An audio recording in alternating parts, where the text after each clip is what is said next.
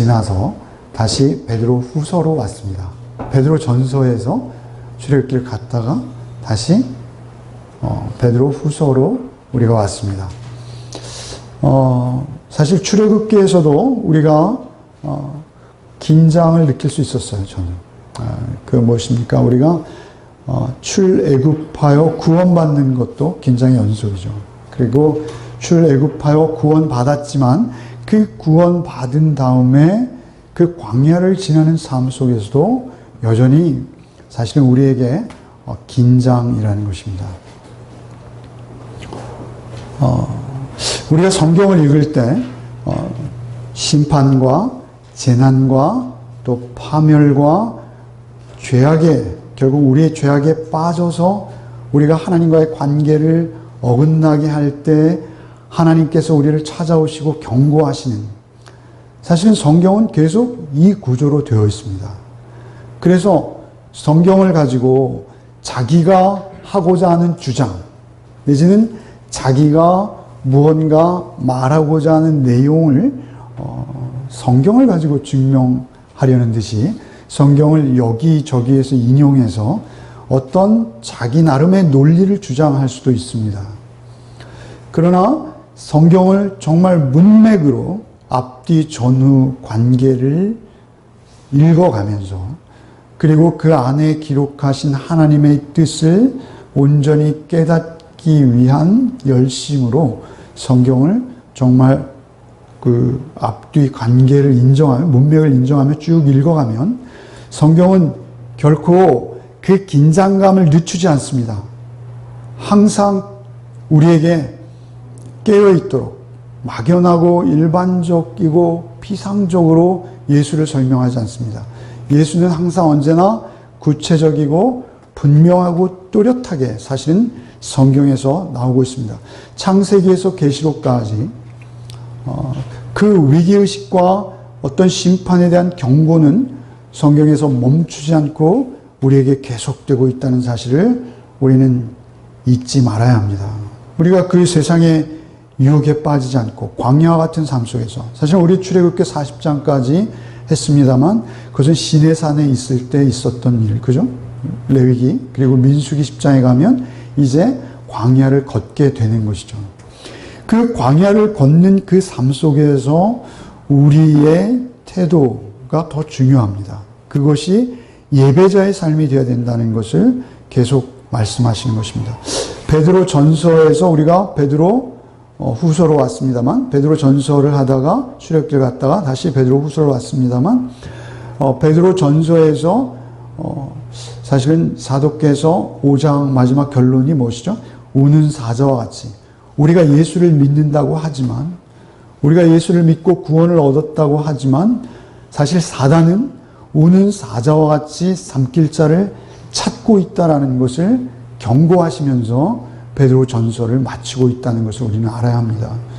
사실 성경은 그 내용이 가장 중요한 내용이기 때문에 그렇습니다. 그런데 오늘 우리가 읽은 이 말씀도 역시 베드로 사도의 유언과 같은 말씀이죠. 그런데 그 유언의 말씀의 골자는 무엇입니까? 중심 내용은요, 전후 문맥을 쭉 이어가시면 결국 사단의 유혹과 사단의 거짓 속임수입니다. 그 사단의 유혹과 사단의 거짓 속임수, 사단의 그 교활함과 그 야비함, 그것이 우리에게 가장 위험하게 다가오는 통로가 있습니다. 수단이 있습니다. 그리고 우리가 너무나 쉽게 안일하게 그 사단에게, 사실은 광명을 가장한 그 사단에게 우리가 쉽게 당할 위험이 있는 게 있어요. 그것이 무엇이죠? 오늘 사도는 거짓 선지자다, 이렇게 지칭하시면서 그 거짓 선지자로부터의 우리의 위험을 경고하십니다. 그것이 베드로 사도의 마지막 유언과 같은 것입니다. 사단의 가장 교활하고 위험한 도구는 인간입니다, 역시. 그런데 그 인간은 누구이죠? 말씀을 전하는 자가 되고 싶다라는 것입니다. 그리고 말씀을 전하는 자가 그렇게 사단의 도구가 되어졌을 때 우리가 가장 위험에 처한다. 큰 위험에 처한다. 그것을 경고하시는 것입니다. 우리가 이 말씀을 잘 듣는 것은 굉장히 중요한 우리 신앙의 한 가지 중심입니다. 그래서 이 말씀을 좀 더 깊이 보기를 원합니다. 그러나 백성 가운데 또한 거짓 선지자들이 일어났나니 이와 같이 너희 중에도 거짓 선생들이 있으리라. 그러나 백성 중에 또한 거짓 선지자들이 일어났나니 이것은 그 유대의 역사를 통해서 유대인들은 누구나 잘 알고 있는 거짓 선지자들이 유대의 역사 중에 구약 성경에 계속 반복하여 등장하고 있습니다. 그죠? 그래서 가령 아합 왕에게 전쟁에 나가지 마시오. 미가야가 이렇게 하잖아요. 예언을 하잖아요. 그런데도 불구하고 아합은 누구에게 쏟습니까? 거짓 선지자. 철불을 만들어서 평강하다. 절대 하나님이 승리하게 하셨다. 예레미야, 이사야 다 누구에게 고난당하고 죽임을 당합니까? 거짓 선지자들에게 고난을 당하고 결국 죽음에 이르게 되는 것입니다. 예수께서 오셨을 때도 마찬가지입니다. 중요한 것은 그러나 백성 가운데 또한 거짓 선지자들이 일어났나니 이와 같이 너희 중에도 거짓 선생이 있으리라. 너희 중에도 거짓 선생이 있으리라. 중요한 것은 우리 교회 밖에 있는 게 아니에요. 그러니까 너희 중에도 거짓 선생이 있으리라 라는 말씀의 의미는 무엇입니까? 이스라엘 안에 거짓 선생이 있었듯이 이스라엘 안에 거짓 선생으로 인해서 이스라엘이 그 치욕과 그 저주와 멸망에 놓였었던 것을 너희는 기억하지? 그렇게 너희 공동체, 너희 중에 거짓 선생이 너희 가운데 있을 것이다. 그들이 멸망하게 할 이단을 가만히 끌어들여 자기들의 사신주를 부인하고, 그러니까 이단이라는 것은 어떤 통일교나 신천지나 이런 이단이 아니라 어떤 이단이에요? 이단의 정체는 무엇입니까? 이단은 사실은 우리를 구원받지 못하도록 방해하는 모든 세력은 이단인 것입니다. 그래서 그 이단을 가만히 끌어들여 자기들을 사신주를 부인하고, 그러니까 이단의 특징은 뭐예요? 이단의 특징은 자기들을 그 피로 값주고 사신 주님을 부인하는 것이 이단의 첫 번째 특징이에요. 먼저 말씀드린다면 우리가 어떤 설교를 듣고 어떤 예배를 드리고 어떤 은혜를 받든지 간에 그게 예수, 우리를 피로 값주고 사신. 사실은 이 본문 설교를 참조하기 위해서 저희 검색 엔진이 있다고 말씀드렸잖아요. 검색 엔진을 보면 많은 목사님들이 이거를 살아계신 주님으로 해석하시더라고요. 그런 게 아닙니다. 우리를 그 피로 값주고 구입하신, 구매하신, 사신, 그렇게 사신 주를 부인하는 것이 이단이에요. 이단은 멀리 있는 게 아니고 너희 중에 있다. 너희 가운데 있는데 그 이단의 특징은 무엇이냐면 예수, 너희를 피 흘려서 그 피값으로 사신, 그 피값으로 사신, 편하게 좀 해드리죠. 그 피값으로 사신 주님, 그 사신 주님을 부인하고 임박한 멸망을 스스로 취하는 자들이다. 이렇게 말씀하시고요. 그 다음에 2절에 여럿이 그들의 호색하는 것을 따르리니 이렇게 말씀하시죠. 여럿이 그들의 호색하는 것을 따르리니. 사실은 여럿이 이렇게 번역되었습니다만 우리 현대인의 성경이나 또는 표준세 번역이나 다른 곳에 보시면요. 많은 사람들이 이렇게 번역되었습니다. 다. 개역개정만 여럿이. 사실은 여러 명이라면 우리 중에 몇몇 사람으로 우리가 생각할 수 있는데 이 폴리오라는 이 단어는 아주 이 전체 많은 사람들이 동시에 넘어가는 그러한 상황을 말하는 거예요. 여럿이 그들의 호색하는 것. 그들의 특징은 무엇이에요? 호색한다. 호색한다는 것은 어떤 성적인 문란함 또는 동성애 이런 것도 뜻하지만 중요한 것은 우리를 피로 값주고 사신 주님을 부인하고 우리가 세상과 짝하여 신랑 되신 예수를 떠나 우리가 세상과 짝한 상태를 호색한다. 이렇게 성경은 간음했다. 이렇게 표현하시거든요. 중요한 것은 우리가 사신 주를 부인하고 임박한 멸망을 스스로 취하는 자들이니 여럿이 호색하는 것을 따르라. 여럿이 수많은 사람들이 그 호색하는 것을 따를 것인데 이로 말미암아 진리의 도가 비방 곧 순전한 복음이 막힐 것이다. 그래서 여러 명이 그 수많은 자들이 그 호색하는 것을 따름으로 말미암아 진리의 도가 비방을 받을 것이요 그들이 탐심으로 지어낸 말을 가지고 그들이 탐심으로 지어낸 말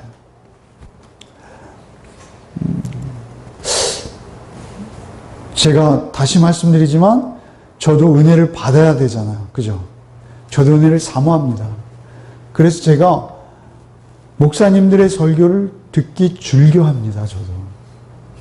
그래서 다른 목사님들의 설교를 전혀 안 들으신다는 목사님들이 계신데요. 저는 많이 듣습니다. 그래서 목사님들의 설교를 여기저기 기웃거리며 찾아다닙니다.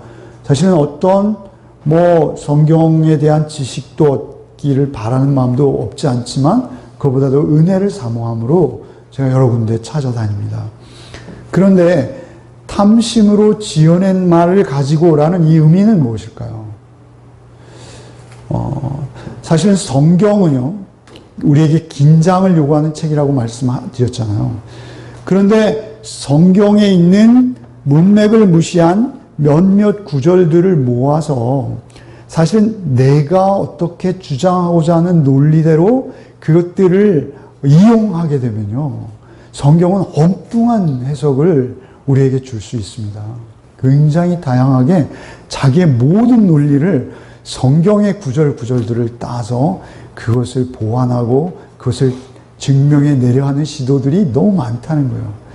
그러니까 성경을 나름 읽으려고 노력하고 성경을 열심히 보려고 노력하는 저에게는 말씀으로 들리지가 않아요, 사실은.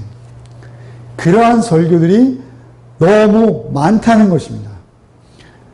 그래서 그들이 탐심으로 지어낸 말을 가지고 너희로 이득을 삼는 거예요. 그래서 사실은 대부분의 설교들이 교회론, 그죠? 교회로 헌신, 헌금, 또는 봉사, 또는 기복적인 그러한 내용들, 하나님의 축복을 약속한다는 식의 허황한 그런 우리의 욕심과 욕구를 만족시켜주고 그것을 권장하는 그러한 식의 그 탐심으로 지어낸 말이기 때문에 사실은 거짓 선생을 두기 좋아하는 자들은 사실은 누구예요?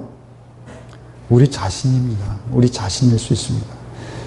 그래서 사실은 내가 듣고 싶은 말이 따로 있는 거예요.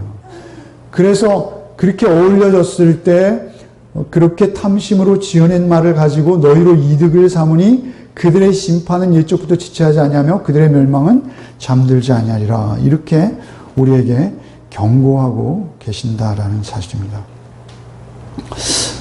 로이드 존스 목사님 역시 이 본문을 가지고 설교하시는 것이 있습니다. 설교하시면서 이렇게 영국의 속담을 인용하시더라고요. 진실은 영원히 교수대 위에, 거짓은 영원히 왕좌 위에. 이런 말씀을 인용하시더라고요. 그러니까 사실은 진리가 우리에게 찾아올 때 그 진리를 순전하게 받는 그러한 경우가 극히 드물다. 우리가 거짓 선생이 스스로 나는 거짓 선생입니다 이렇게 밝히는 경우는 없잖아요. 거짓 선생일수록 더 치장하는 게 많고요. 어떻게 해서든 꾸며서라도 더욱 진리의 편에 속한 것처럼 위장하려는 노력들이 가상하다라는 것입니다.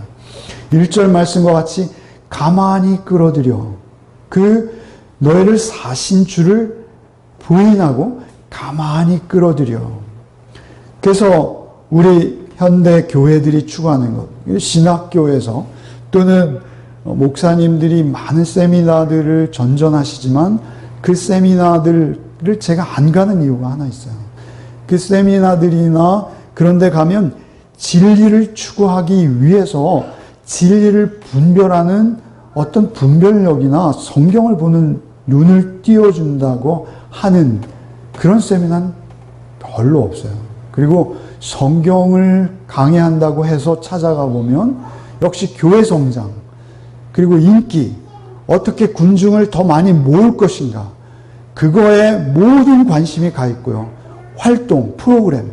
그래서 성도들을 하여튼 어쨌든 프로그램이라는 미명하에 성도들을 잡아 돌리는 데에 어떤 수단을 제공하는 그런 세미나들이더라고요.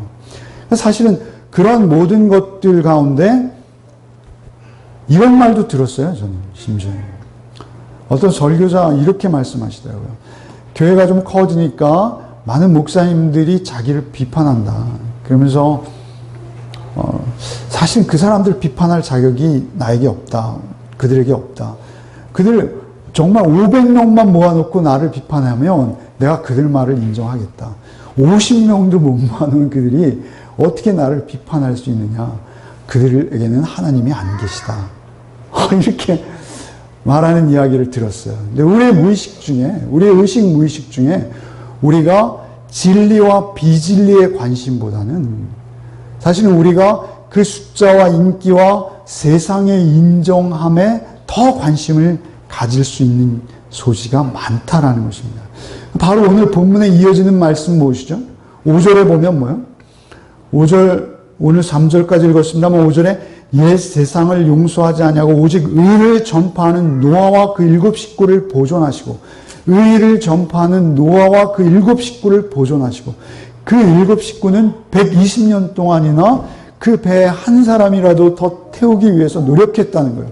사실은 창세기 6장 전후에 보면 노아가 의를 전파했다라는 말씀 좀 못 봤어요. 그런데 이 베드로 사도의 말씀 뭐예요? 의를 전파하기 위해서 애썼다는 거예요. 남들은 다 혼인하고 장가가고 시집가고 먹고 마시고 사고 파는 일에 전념하고 있을 때 그가 방주를 그 높은 산 위에 짓고 있는 것 그 자체가 의를 전파하는 것이었다. 사실 순전한 마음으로 하나님의 진리의 말씀을 쫓아서 세상이 어떻게 하던, 사실은 이 속에서 지금 예로 드는 분은 노아, 그리고 롯이에요, 롯. 그죠? 우리가 롯은 또 의인이라고 생각하지 않잖아요, 별로. 그죠? 그러나 그 롯도 세상 사람들의 불의를 보고 안타까워하며 고통당했다. 이렇게 표현하시거든요. 그러니까 그러한 가운데서 사실 성경은요, 엘리야의 말처럼 주여 이제 제가 혼자 남았나이다 라는 그 표현처럼 이사야서의 구루터기라는 표현이 있지 않습니까? 남은 자라는 거예요. 남은 자. 렘넌트라고 하죠. 남은 자는 누구입니까? 소수입니다. 성경이 항상 남은 자를 지칭할 때 남은 자를 눈여겨보십시오. 그들은 하나님께서 구루터기로 남겨두신 소수들이었다라는 사실입니다. 그러니까 우리가 머릿수로 영적인 진위를 평가하면 안 된다는 것입니다. 우리가 인기와 사람의 수가 많아서 진리다라고 인정해서는 안 된다는 것입니다. 우리에게 가장 심각한 것은요, 이제는 교회에서 가르치는 것조차 진리가 아닐 수 있다는 사실입니다. 베드로 사도께서는 지금 그것을 유언하고 계신 거예요.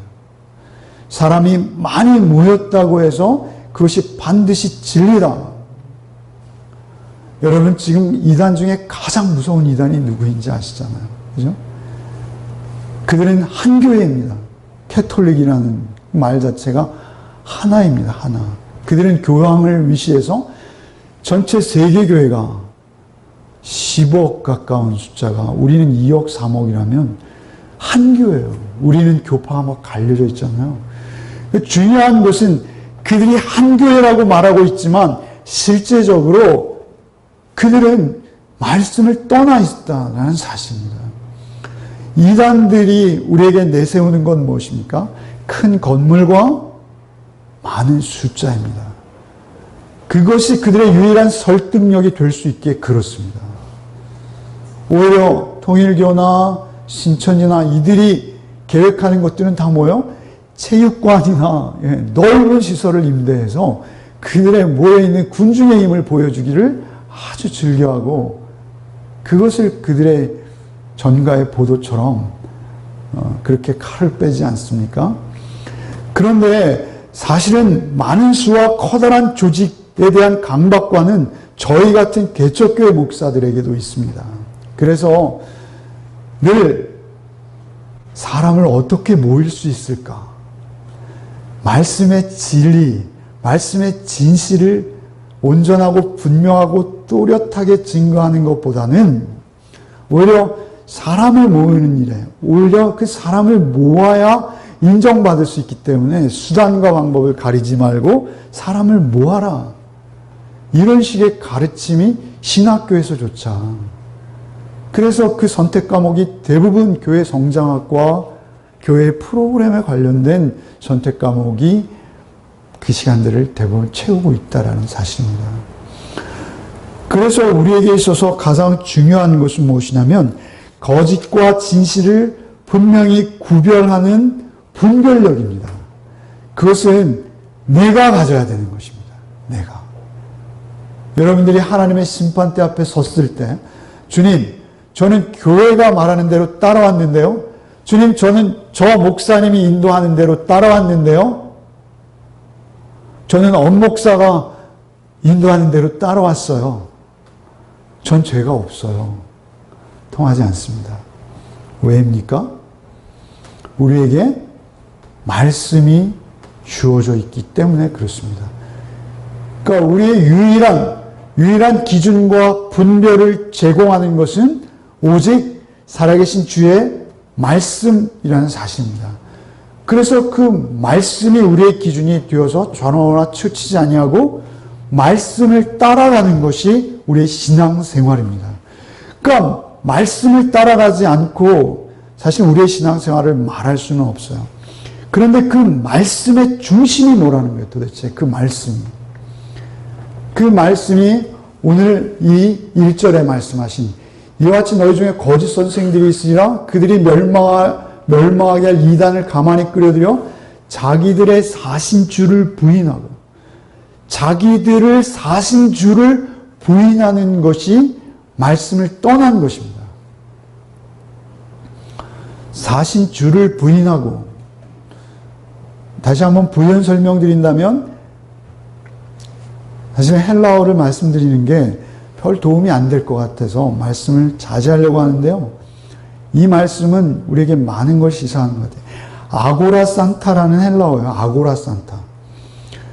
이것은 아고라조라는 동사의 부정 과거 분사형입니다. 어렵게 들리시죠? 아고라 산타라는 어미의 변화를 가지고 그들은 단어를 바꾸거든요. 그런데 아고라조라는 말은 무엇이냐면 시장에서 내가 물건을 사다 이런 의미예요. 시장에서 물건을 사다.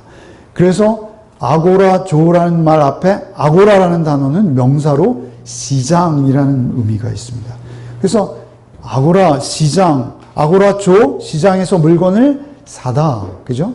그리고 아고라 산타는 과거 부정 분사형으로 사실은 동사가 명사를 수식하는 형태인데 과거 형태로 부정하는 의미로 쓰여진다는 것이죠. 아고라라는 단어는 익숙하시죠? 다음인가요? 포털 사이트에서 그 토론 광장을 아고라라고 하더라고요. 광장이죠. 그런데 사실은 그 1차 사전적 의미는 시장이라는 의미가 있습니다. 그러니까 주님께서는 우리를 사신 거예요. 그래서 히브리어 사전에 보면 이 아고라 산타라는 단어의 용례가 있습니다. 용례를 제가 몇 개만 읽어드리겠습니다. 고린도전서 6장 20절에 값으로 산 것이 되었으니 그런즉 너희 몸으로 하나님께 영광을 돌리라. 고린도전서 7장 23절에 너희는 값으로 사신 것이니 사람의 종이 되지 말라. 계시록 5장 9절 말씀에 일찍 죽임을 당하사 각 족속과 방언과 백성과 나라 가운데 사람들을 피로 사서 하나님께 드리시고, 계시록의 주인공은 뭐예요? 피 흘리신 어린 양이시잖아요. 그 피 흘리신 어린 양이 우리를 그 피로 값주고 사셔서 하나님께 드린 바 되었다. 이렇게 말씀하실 때 이 아고라조라는 단어가 사용되고 있다는 것입니다. 그러니까 우리가 이 단어는 사실은 고전 헬라어, 플라톤이나 소크라테스의 문헌들이 많거든요. 헬라어는 지금 지구상에 사라진 언어이지만 그 고전 헬라어에서 아고라조라는 단어는 시장에서 특별히 노예를 매매하는 의미로 많이 사용되는 단어입니다. 노예를 매매한다는 것이죠. 특별히 사람을 사고 파는데 많이 사용된 단어예요. 그러니까 이단은 무엇을 말한다는 거예요? 이단은 우리를 그 피로 값주고 사신 주를 부정하거나 강조하지 않는다는 거예요. 성경 전체는 뭐예요? 성경 전체는 우리가 쉽게 말하잖아요. 오신 메시아. 구약 어디를 읽어도 우리는 그곳에서 오직 오실 메시아를 찾는 것이 우리의 목적입니다. 그래서 성경을 읽을 때 우리는 하나님께서 이 땅의 구원자를 이렇게 약속해 주시고 계시구나. 그것을 읽어내는 게 구약을 읽는 우리의 목적이에요. 오실 메시아. 그럴 때는 구약을 읽을 때도 우리는 언제나 그 안에서 나를 위해 죽임당하시고 피 흘리신 예수를 읽어내야 되는 거예요. 그럴 뿐만 아니라 신약에서는 더욱이 그렇죠. 신약에서는 나를 사신, 나의 죄와 죽음의 종노릇하던 나를 하나님의 백성, 거룩한 자녀로 피로 값주고 사신 주가 우리의 모든 메시지, 우리의 모든 예배, 우리의 모든 삶의 온전한 중심이 되지 않고 우리는 이단에서 자유로울 수 없다는 것입니다. 그리고 우리의 모든 말씀에 그 피가 증거되어야 된다는 것입니다. 그러면 등가의 원칙이라는 거 있잖아요. 그죠? 그래서 100원짜리는 100원 주고 사잖아요. 그죠? 1000원짜리는 1000원을 내야지 살 수 있어요. 10,000원짜리는 10,000원을 내야 사는 거고. 그런데 그 등가의 원리를 생각할 때 우리를 사시기 위해서, 우리가 아니라 나 한 사람일지라도 나를 사시기 위해서 하나님께서는 자신의 전부를 주셨다는 거예요. 피로 값주고 사셨다는 거예요. 피로 값주고 사신 그 예수의 피, 그리고 그의 아버지 되시는 하나님의 사랑, 그것을 읽어내는 거예요, 성경에서는. 그것을 읽어내지 않는 모든 성경의 해석과 성경을 빙자한 모든 꾸며낸 말들은 다 이단이라고 베드로가 규정하는 거예요. 베드로 사도께서는 내가 이제 장막을 벗을 때가 되었는데 내가 떠난 후에 너희 중에서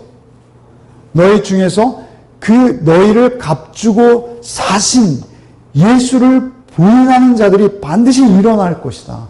그리고 그 일어난 그들로 인해서 많은 사람들이 호색하며 그들을 따라가게 될 것이고, 결국 그들을 따라간 자들은 다 우는 사자에게 삼킨 바 되어진 것이다 라고 우리를 경계하시는 거예요. 그 긴장을 우리에게 다시 한번 주시고 계시다 라는 것이죠. 예수는요, 우리에게 어떤 분입니까? 사실은 베드로후서에 가장 중요한 또 중심 주제 하나가 1장 2절에 하나님과 우리 주 예수를 알므로 은혜와 평강이 너에게 더욱 많을지다. 안다라는 표현을 쓰셨죠. 안다라는 것은 우리가 지식적으로만 아는 것이 아니라 예수의 전 인격과 예수의 존재를 제대로 파악하는 거예요. 예수께서 이 땅에 오셔서, 사실은 제가 여러 번 설교를 했습니다만, 가르치시고 전파하시고 고치시잖아요. 그죠? 그게 인크루지오 구조로 마태복음을 이루고 있어요. 보따리 구조로요. 그런데 사실은 예수님이 가르치고 고치고 전파하는 것이 아니에요. 예수님은 스스로 그 사역을 하셨지만 예수님의 정체성, 예수님이 내가 이 땅에 온 이유는 이거야 라고 한마디로 요약해서 말씀하신 말씀이 복음서에 빠짐없이 계속 등장하고 있죠. 마가복음 10장 45절 말씀입니다. 인자에 온 것은 섬김을 받으려 아니라 도리어 섬기려 하고 자기 목숨을 많은 사람의 대속물로 주려 함이라 라는 이 말씀. 그러니까 예수께서는 오직 대속물이 되셔서 어린 양으로 피 흘려 죽임당하러 오신 거예요. 그것만 얘기하고 있는 거예요, 성경은. 그 외에 다른 것들은 다 부수적인 거예요. 성령의 도우심으로 우리가 오직 깨달아 알아야 될 한마디 그 말씀은 하나님께서 나를 사랑하시되 그 아들 예수의 피로 나를 사셨다. 그래서 당신의 생명책에 그 피로 내 이름을 쓰셨다. 이거 하나를 깨닫는 것이 우리 기독교가 여러분에게 줄 수 있는 전부인 것입니다. 그런데 그것을 우리는 부인한다는 거예요. 그리고 세상의 다른 것들에게 우리의 관심과 우리의 사랑을 주어 버린다는 거예요. 오직 그 피만이 우리에게 능력이 되신다는 것을 성경은 계속 우리에게 메시지하고 있는 것입니다. 거짓 선지자를 그들이 탐심으로 지어낸 말을 가지고 너희들을 자기의 이득으로 삼는다. 이렇게 말씀하시죠. 정말 모든 설교들 들어보면 얼마나 능란하고요, 부드럽고요, 쉬운 말로 우리를 언제나 위로합니다. 언제나 힘을 줍니다. 그러나 그 힘의 근원이요, 극히 개인적입니다. 그리고 극히 세상적입니다. 그는 결코 나를 비난하거나 기분 나쁘게 하는 말은 하지 않습니다. 항상 대중이 듣고 싶어 하는 말을 잘 알고 있습니다. 그래서 대중이 듣고 싶은 말만 합니다. 개인의 인기를 추구합니다. 오히려 개인의 우상화를 추구합니다. 그래서 그들은 천편일률적으로 그 어떤 한 사람에게 집중되어 있는 경우가 많습니다. 그래서 우리가 죄인이라든지 우리가 잃어버린 자가 될 수 있다. 우리가 구원받은 자로 하나님 앞에 확인될 때까지 우리는 두렵고 떨림으로 우리의 구원을 이루어야 된다라는 이런 부담스러운 경고의 말씀이 성경 전체를 차지하고 있지만 그런 말씀은 잘 전하지 않습니다. 그런 말씀은 피해갑니다. 오히려 우리의 정욕과 우리의 욕심을 미워하거나 우리의 죄를 미워하게 하지 아니하고 그것들을 부추깁니다. 우리의 욕심을 부추기고 우리의 욕심을 이룰 수 있는 그러한 식의 말 할 수 있습니다. 하면 됩니다. 하나님이 해주십니다. 그래서 예수를 나를 위해 피로 값주고 사신 그 하나님의 아들로 받아들이기보다는 신격화해서 아주 높은 하나님으로 그렇게 섬깁니다. 예수님의 신성만을 강조하는 것이죠. 그분이 십자가에 피 흘리신 것은 잘 언급하지 않습니다. 하나님만을 전합니다. 그래서 예수님도 하나님이 되어버리시는 거예요. 예수의 신성만을 모든 문제의 해결자가 되시고 우리를 모든 건강으로 지켜주시고 우리를 모든 성공과 출세가도로 인도하시는 그 예수, 그렇게만 소개하는 것이죠. 그런가 하면 예수를 아주 인간으로 소개하는 교회들도 있습니다. 서구에 많죠, 그런 교회들. 그래서 예수는 4대 성인 중에 하나다. 도덕적으로, 윤리적으로 점없고 흠이 없이 우리에게 가장 큰 모범을 보여주신 인간 중에 한 분이시다. 이렇게 예수의 인성만을 강조하거나 예수의 신성만을 높이는 그러한 교회들이 이 땅에 많아지고 있다는 사실입니다. 그러나 사실은 두 가지가 반드시 그 안에 들어가야 됩니다. 예수는 하나님의 아들로서 우리를 위해 낮아주셔서 이 비천한 우리의 가운데 중심에 그 남루해 보이는 천막으로 내지는 남루해 보이는 모습으로 우리를 찾아오시는 하나님의 성품이 그 안에는 항상 드러나야 됩니다. 그런가 하면 그분은 동시에 하나님이시라는 것이 반드시 드러나야 됩니다. 그 예수의 인성과 신성이 동시에 성령의 도우심으로 여러분 안에 온전히 경험되어져서 그 하나님의 아들이 나를 위해 피 흘려 죽임 당하신 그 사실 하나가 여러분을 구원하는 것입니다. 어떠한 설교도 어떠한 예배도 여러분이 눈물을 철철 흘리면서 정말 오늘 큰 은혜를 받았습니다 라고 그 성전의 문을 나설지라도 그 예수가 여러분에게 증거되지 않고 그 예수가 여러분 안에 임하시지 않았다면 그 예배는 잘못 드려진 예배입니다. 그 예배는 이단적인 예배입니다. 오히려 여러분들의 선한 행위를 부추기고 그것으로 여러분을 만족시키고 그 선한 행위, 구제나 뭐 이런 것이 중요하지 않다는 것이 아닙니다. 그런 것으로 여러분의 자존심을 자극해서 오히려 이만하면 됐어, 이만하면 충분해 라고 여러분을 위로하고 위안을 준다면 사실 그건 성경을 떠나 있는 것입니다. 너무 혹독하게 들리십니까? 우리의 신앙의 선배들이 살아온 모습을 한번 보십시오. 오늘 이 말씀은 베드로 사도의 유언이라고 말씀을 드렸습니다. 우리 바울 사도, 우리 사도를 두 분 꼽으시라면 베드로 사도와 바울 사도겠죠. 그 바울 사도의 유언을 우리 한번 읽어봅시다. 그 행간에서 우리가 한번 바울 사도의 마음을 한번 느껴봤으면 좋겠어요. 사도행전 20장입니다. 사도행전 20장 28절인데요. 여러분, 우리가 잘 아는 말씀일 거예요. 여러분, 에베소 교회는 바울 사도가 3년이나 사역한 교회죠. 그런데 바울 사도가 3년이나 그들을 정성껏 양육했어요. 바울 사도가 1년 6개월을 머물렀던 고린도 교회가 최장 기간입니다. 그런데 에베소 교회가 3년을 머물렀어요. 정말 사랑해요. 그런데 예루살렘으로 급히 갈 일이 생겼어요. 에베소에 반드시 들려야 되겠는데 내가 이제 에베소에 들리지 않으면 내 생전에 다시 에베소를 찾을 일이 분명히 없을 것인데 내가 에베소를 꼭 들려야 되는데 라는 거룩한 부담을 가지고 에베소를 향해 늘 기도하던 사도께서 에베소를 들리지 못하고 예루살렘으로 급히 가시면서 밀레도라는 작은 항구에서 에베소 교회 장로들을 초청했어요. 그래서 그 에베소 교회 장로들이 에베소를 떠나 밀레도까지 내려왔어요. 그래서 하룻밤 같이 바울과 묵으면서 바울이 마지막으로 그들에게 유언과 같은 당부를 하고 있어요. 그 바울의 심정을 같이 한번 읽어보겠습니다. 28절부터 한 마음으로 같이 한번 읽겠습니다. 여러분은 자기를 위하여 또는 양떼를 위하여 삼가하라.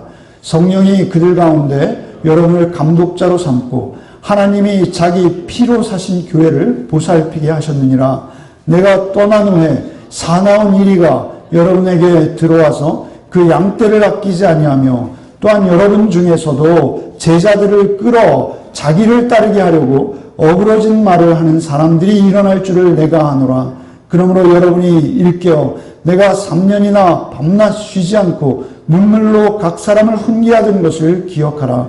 지금 내가 여러분을 주와 및 그 은혜의 말씀에 부탁하노니 그 말씀이 여러분을 능히 든든히 세우사 거룩하게 하심을 입은 모든 자 가운데 기업이 있게 하시리라. 내가 아무의 은이나 금이나 의복을 탐하지 아니하였고 여러분이 아는 바와 같이 내 이 손으로 나와 내 동행들이 쓰는 것을 충당하여 범사에 여러분에게 모범을 보여준 바와 같이 수고하여 약한 사람들을 돕고 또 주 예수께서 친히 말씀하신 바 주는 것이 받는 것보다 복이 있다 하심을 기억하여야 할지니라. 이 말을 한 후 무릎을 꿇고 그 모든 사람들과 함께 기도하니 다 크게 울며 바울의 목을 안고 입을 맞추고 다시 그 얼굴을 보지 못하리라 한 말로 말미암아 더욱 근심하고 배까지 그를 전송하니라. 눈물의 밀레도의 바울의 이별 장면을 우리에게 자세히 일러주고 계세요. 그 이별 장면의 가장 핵심의 말씀이 무엇입니까? 너희 가운데 이리가 들어올 것이다. 아니, 너희 중에서도 그 어그러진 말에 유혹되어서 너희 중에도 배교하는 자들이 일어날 것이다. 이런 경고의 말씀이에요. 그러니 내가 3년 동안이나 너희를 눈물로 양육하였던 것을 기억하고 내가 너에게 보인 모범 자비량으로 낮에는 텐트를 깁고 밤에는 너에게 복음을 전했던 나의 모범을 기억하고 너희가 그들과 비교하여 그들의 거짓에 제발 넘어가지 말아달라 라고 마지막 유언과 같은 말씀을 남기고 있다는 사실입니다. 우리가 진실과 거짓을 분별하는 기준은 무엇입니까? 오직 여기에 뭐라고 하세요? 은혜의 말씀에 너희를 의탁한다. 바울사도께서 그러시죠. 말씀이 그들의 기준이 되어서 그들이 말씀의 성령의 도우심을 읽어내면 그 안에서는 항상 나를 피로 값주고 사신 예수가 그 안에 있는 거예요. 성경에 어디를 읽던, 잠언을 읽던, 욥기를 읽던, 출애굽기를 읽던, 어디를 읽던 그 안에는 오직 예수가 나를 위해 피 흘리신 모습으로 서 계신 거예요. 그것을 읽어내셔야 되는 거예요. 그것만이 우리의 구원을 담보하는 거예요. 그 예수가 하나님의 아들로 또 나를 위해 피 흘리신 인간으로 동시에 나에게 경험되어져야 돼요. 그 예수가 내 안에 계셔서 늘 그 예수의 인격으로 나를 인도하고 계신 상태가 구원받은 자의 상태인 거예요. 오직 그것을 여러분에게 들려주시고 그것을 여러분에게 깨우치게 하기 위해서 성경이 기록되었다라고 베드로 사도도 말씀하시고 바울 사도도 말씀하신 거예요. 저도 인간인지라 늘 유혹을 받습니다.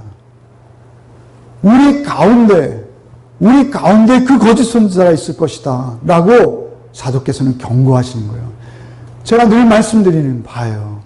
저도 언제 어떻게 변할지 모르는 인간이기 때문에 여러분이 늘 말씀의 잣대로 분별하시고 여러분이 말씀의 잣대로 우리가 한 공동체를 이루어서 말씀 안에서 우리가 테이블에서 나누는 이유가 그거예요. 우리가 그렇게 서로 성령이 교통하게 하심을 따라 한 몸을 이루고 성령에 귀 기울이고 성령의 말씀에 순종하여 하루하루 그 예수와의 동행을 이루어내는 거예요. 바울사도는 그의 정말 마지막 유언 말씀 디모데후서 1장 15절에 이렇게 말씀하세요. 자기의 아들로 여기는 디모데에게 나는 죄인 가운데 우두머리입니다. 이렇게 말씀하세요. 나는 죄인 가운데 괴수입니다. 아니, 나는 죄인 가운데 괴수였습니다. 우두머리였습니다. 이렇게 말하지 않으세요. 나는 죄인 가운데 우두머리입니다. 현재 진행으로 말씀하세요. 나는 죄인 가운데 우두머리입니다. 바울사도는 이제 평생을 복음 전하는 자로 거짓처럼 남루하게 그 평생을 살아내시고 그리고 이제 그 아들로 여기는 디모데에게 마지막 유언을 하시면서 나는 죄인 중에 우두머리야. 주님이 죄인오라 하시면 나는 그 제일 앞에 서야 되는 자야. 이렇게 고백하시는 거예요. 너무 자기 비하, 너무 자기 겸손 아닌가? 우리가 이렇게 여기시면 안 됩니다. 이것은 바울사도의 진심입니다. 그가 예수를 다메섹에서 만나고 나서 주께서 자기를 인도하셔서 자기를 사용하시는 것을 날마다 경험했어요. 자기 같은 자를 하나님께서 그 방향을 돌이키게 하실 뿐만 아니라 하나님의 사역자로 그 험난한 삶을 넉넉히 살아내게 하신 주님을 자기 안에 날마다 경험했기 때문에 그가 이 고백이 가능한 거예요. 회방자야, 나는 핍박자야, 나는 포행자야. 다 디모데에게 쓴 마지막 편지에 등장하는 단어들입니다. 나는 죄인 중에 괴수야, 회방자야, 핍박자야, 포행자야. 나는 사실 그런 자야. 현재 그런 자야. 현재도 나는 그 자리가 내 자리야 라고 말하고 있는 거예요.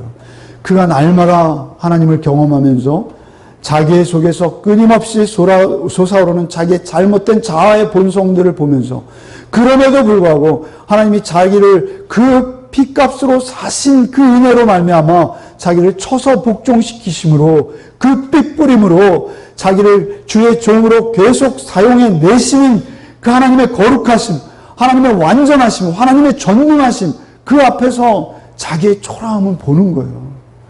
그래서 이 고백밖에는 더 할 수 있는 게 없는 거예요. 여러분의 삶 속에서 예수는 어떤 의미입니까? 여러분의 삶 속에서 예수는 어떤 존재로 여러분에게 다가옵니까?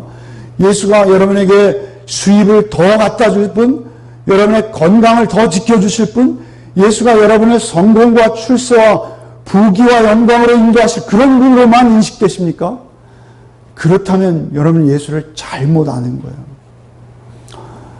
예수는 우리를 위해 피 흘리기 위해서, 대속물이 되기 위해서, 어린 양이 되시기 위해서, 우리를 가르치고 우리에게 윤리와 도덕의 모범을 보이러 오시는 분이 아니라, 예수님은 나를 위해 직접 피 흘리러 오셔서 내가 흘리고 내가 당할 그 수치와 모욕과 그 저주를 당신이 감당하시고, 내가 그 많은 사람들과 특별히 하나님 앞에서 나를 변호해 줄 사람이 아무도 없는데, 그 상황에서 내가 너를 안다라고 인정해 주시기 위해서 그 인격으로 우리를 찾아오셔서 인간의 몸을 스스로 입으셨던 하나님의 아들이시라는 것을 여러분이 날마다 인정해야 돼요. 그래서 여러분이 신앙생활을 할 때마다 어제보다 오늘이, 하루하루가, 한 달 한 달이, 1년 1년이, 작년보다 올해가 내가 더 하나님 앞에 겸손하고 더 낮아지고 더 죄인이 되어 있고, 오히려 하나님의 거룩하심과 전능하심은 더 높아져 있어야 되는 거예요. 그게 예수가 바르게 우리의 삶을 인도하고 있다는 상태라는 것을 우리에게 증거하는 것을 성경은 유일히 반복해서 우리에게 오직 그 한 가지를 우리에게 가르치고 계시다는 것을 잊지 마십시오. 성경을 읽을 때마다 오직 그 예수를, 구약을 읽으시든 신약을 읽으시든 그 예수를 성령의 도우심으로 여러분 앞에 깊이 경험하시고 그 예수만을 붙들고 예수와의 동행을 이루는 삶을 살아내시는 복이 열매 맺는 교회에 있기를 바랍니다. 여러분의 삶이 그 삶을 통해서 그 안에서 열매 맺는 열매만이 진정한 하나님이 받으실 만한 열매이시지, 여러분의 노력과 여러분의 의지와 결단으로 맺은 열매라면 그것은 여러분의 것이고 세상에서 썩어질 것입니다. 오히려 가시와 엉겅퀴가 될 수 있습니다.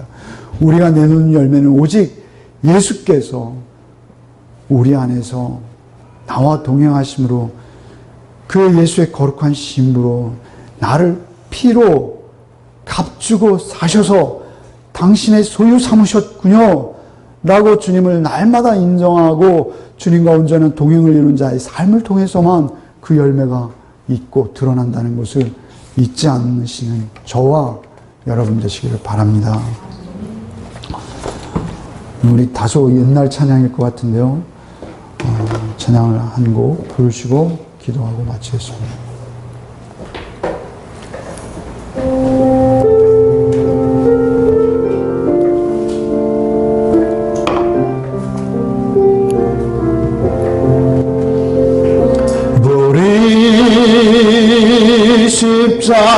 십자가에 주님을 바라볼 때 하나님 크신 사랑 너무나 고마워라. 예수님의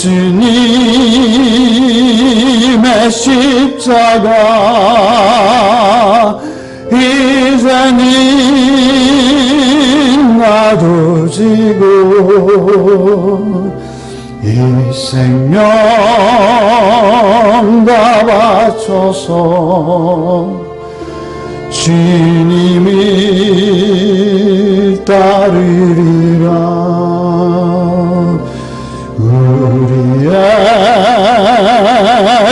믿음과 소망을 주시며 사랑으로 세상을 이기게 하셨네. 예수님의 십자가 이제는 나도 지고 이 생명 다 바쳐서 주님이 따르리라. 우리의 모든 간구 응답해 주시며 기도의 은혜로서 충만케 채우시는 예수님의 십자가 이제는 나도 지고 이 생명 다 바쳐서 주님을 따르리. 1절만 한번 더 하겠습니다. 갈보리 십자가에 주님을 바라볼 때 하나님 크신 사랑 너무나 고마워라. 예수님의 십자가 이제는 나도 지고 이 생명 다 바쳐서 주님을 따르리라.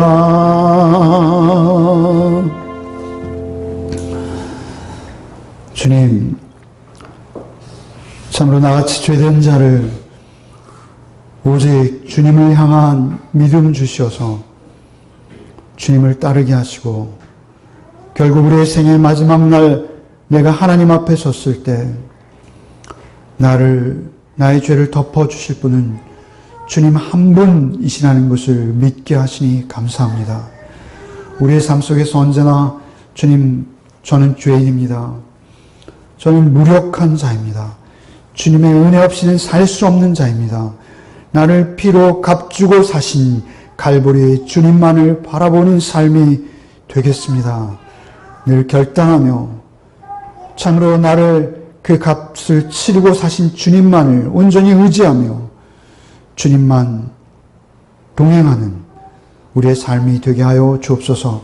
날마다 더 깊고 더 온전한 주와의 사귐이 있기를 원하오며 한 주간의 삶 속에서도 오직 그 피 묻은 복음 앞에 늘 나를 비추어 서는 복된 우리 열매 맺는 교회 성도들 되시기를 축원할 때 우리 구주 예수 그리스도의 이름으로 기도하옵나이다. 아멘. 이제는 우리 구주 예수 그리스도의 은혜와 하나님 아버지의 그 기이하시고 놀라우신 그 깊이와 너비와 높이를 알 수 없는 사랑하심과 성령의 교통감화 충만케 하시는 은총이 오직 이단 사설에 넘어가지 아니하고 오직 나를 피로 값주고 사신 주님만을 바라보며 주의 은혜와 그 은혜 안에서 또 한 주간의 삶을 살아내기로 결단하는 우리 가족들 위해 이제로부터 영원토록 함께 계시기를 축원하옵나이다. 아멘.